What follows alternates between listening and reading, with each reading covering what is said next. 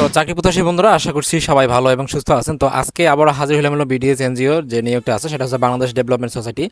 তো এখানে চাইলে আপনার বিনা অভিজ্ঞতা এইচএসসি পাশে আবেদন করতে পারবেন এবং এখানে যেহেতু প্রায় 1000 জনের মতো লোক নিয়োগ দিবে, তাই এখানে আপনার অবশ্যই আবেদন করবেন। এবং এখানে আবেদনের যে প্রসেস, ডকুমেন্ট এবং সার্কুলারটা কোথায় পাবেন, এই সবগুলো বিষয় আজকে আমার এই ভিডিওর মধ্যে আপনাকে দেখিয়ে দেওয়ার সর্বোচ্চ চেষ্টা করবো। তাহলে এবং আপনার সর্বোচ্চ চেষ্টা করবেন ভিডিও যেন A to Z দেখা হয়। তো অনেকেই বলেন যে আসলে জিজ্ঞেস করেন যে আমাদের আসলে ডাক আসে না। তো ডাক না আসার যে বিভিন্ন কারণগুলো আছে, সেগুলো আমরা অবশ্যই পর্যায়ক্রমে আস্তে আস্তে বলবো। তো অবশ্যই চেষ্টা করবেন আপনার হলো শুরু থেকে শেষ পর্যন্ত ভিডিওটি দেখা, ঠিক আছে?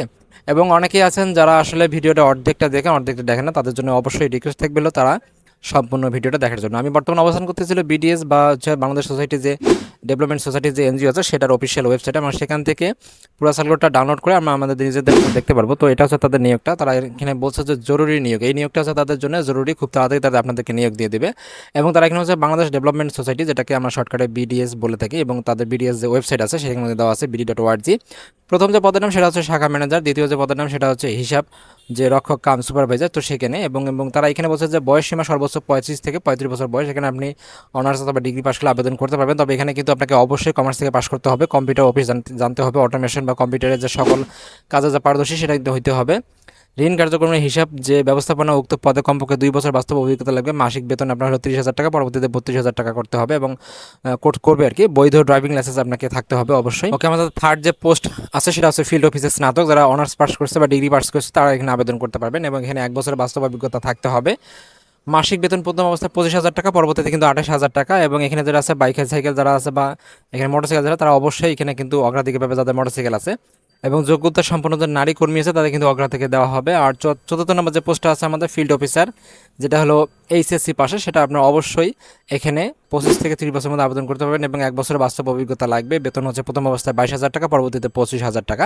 তো এখানে যে বিষয়টা আছে 1 বছরের যেটা আছে, আপনারা অবশ্যই সিভিতে উল্লেখ করবেন আপনারা 1 বছরের একটা সার্টিফিকেট দিয়ে। আপনারা যে কোনো একটা কম্পিউটারের দোকানে গিয়ে আপনি 1 বছরের একটা যে কোনো একটা স্বনামধন্য না হলেও আপনার দেখা হলো আশেপাশে যে কোনো একটা প্রতিষ্ঠানের নাম দিয়ে বা 1 বছরের একটা এনজিও প্রতিষ্ঠানের নাম দিয়ে আপনার সেখানে একটা 1 বছরের এক্সপিরিয়েন্স তৈরি করে নেবেন।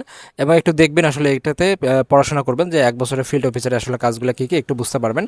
এই বিষয়ভাবে করে আপনাকে সিভি আবেদন করতে হবে। তো এখানে যে বিষয়টা আছে, এখন আমরা দেখবো আবেদনের প্রসেসটা পুরোপুরিভাবে কী কাজ করতে হবে। তারা এখানে বোঝা যায় আবেদনকারীর পূর্ণাঙ্গ জীবন বৃত্তান্ত ও অভিজ্ঞতার সার্টিফিকেট সহ পরবর্তীতে চাকরিতে সময়কালীন নিয়োগপত্র যোগদান যেগুলো আছে, অবশ্যই মানে যথাক্রমে যে নিয়মে অব্যাহতি বা চাকরিতে প্রাপ্ত সকল প্রকার ডকুমেন্ট এবং মোবাইল নাম্বার সহ আগামী তারা বোঝাচ্ছে 16 জুলাই 2026 তারিখের মধ্যে বিভাগ মানব সম্পদ বিভাগ, বিডিএস ভবন, 5 সদর রোড, বরিশাল ঠিকানা, অবশ্যই ডাকযোগে বা কুরিয়ার সার্ভিসে আপনারা আবেদন করতে পারবেন। এবং তারা এখানে যে বিষয়ের কথা বলছে সেটা অবশ্যই যে বরিশাল পর্যন্ত আপনারা অবশ্যই দাঁড়িয়ে দেবেন, দাঁড়িয়ে দিয়ে শেষ করবেন। খামের উপর অবশ্যই পদের নাম লিখবেন, প্রেরক প্রাপক অবশ্যই লিখবেন। এবং সব থেকে যে বিষয়টা আছে, একটা আবেদনপত্র কম্পিউটার থেকে খুব সুন্দর করে সাজাবেন। তারপরে যে বিষয়টা আছে সেটা হচ্ছে অবশ্যই আপনার একটা সিবি লিখবেন খুব সুন্দরভাবে, যেখানে রেফারেন্স থাকবে এবং পুরো ডিটেলসটা যেন একটা সিবিতে যেন আপডেটভাবে থাকে। এবং সেখানে এক্সপিরিয়েন্সটা উল্লেখ করবেন খুব সুন্দরভাবে, যেখানে জব রেসপন্সিবিলিটিস অথবা মেজর রেসপন্সিবিলিটি যেন অবশ্যই দেওয়া থাকে এক্সপিরিয়েন্সের নিচে। এই সবগুলো বিষয় একটু কষ্ট করে আপনারা দেখে তারপরে আপনারা আবেদন করবেন, ঠিক আছে? তো এই ছিল আসলে মূলত নিয়োগটা। আপনারা চাইলে আমাদের মাধ্যমে আবেদন করতে পারেন, আমাদের যে হোয়াটসঅ্যাপ নাম্বার আছে, অথবা আপনারা চাইলে যে আমাদের যে ভিডিওটা আছে সেটা কিন্তু সম্পূর্ণ দেখে এইভাবে দেখে কিন্তু আবেদন করতে পারেন। ভিডিও যদি অবশ্যই পছন্দ হয়ে থাকে অবশ্যই একটা লাইক করবেন এবং কোথাও বুঝতে সমস্যা হবে অবশ্যই কিন্তু আপনারা শেয়ার করবেন। আর কমেন্টস করে জানতে পারবেন যে আপনার সমস্যাগুলো কী আছে, এবং শেয়ার করবেন আপনারা যেন আপনাদের শেয়ারের মাধ্যমে আরও অনেকে উপকৃত হয়। Thank you so much video দেখার জন্য আবারও।